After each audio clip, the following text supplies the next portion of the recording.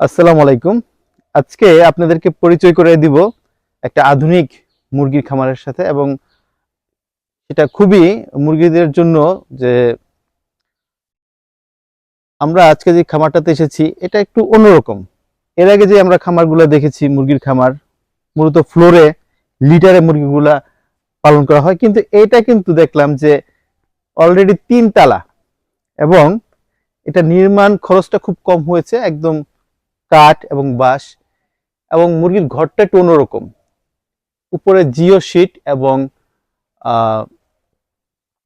Jio sheet দিয়ে করা হয়েছে, তার টিনে কিন্তু অনেক হিটে গরম হয়ে যায়, কিন্তু এইখানে কিন্তু গরম হওয়ার সুযোগটা কম।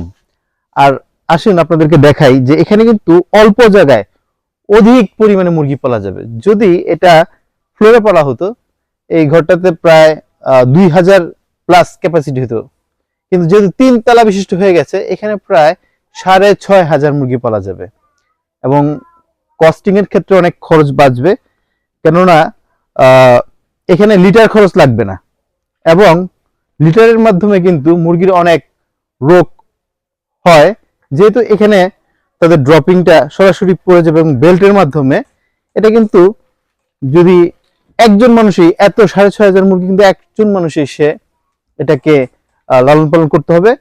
পানিটা দেখা যায় এখানে নিপল সিস্টেম আছে, আর এই যে বেল্ট এখানে বসতেছে, আপনাদের কয়েকদিনের ভিতরে কাজ শেষ হয়ে যাবে, তখন দেখাবো। এখানে রাউন্ড করবে, প্রতিদিনের যেই মুরগির যেই ড্রপিংটা থাকবে প্রতিদিন, এটা প্রতিদিনই পরিষ্কার হয়ে যাবে। তো এই খামারটা হয়তোবা আগামী কয়েকদিনের মধ্যেই প্রস্তুত হয়ে যাবে এবং মুরগি উঠবে।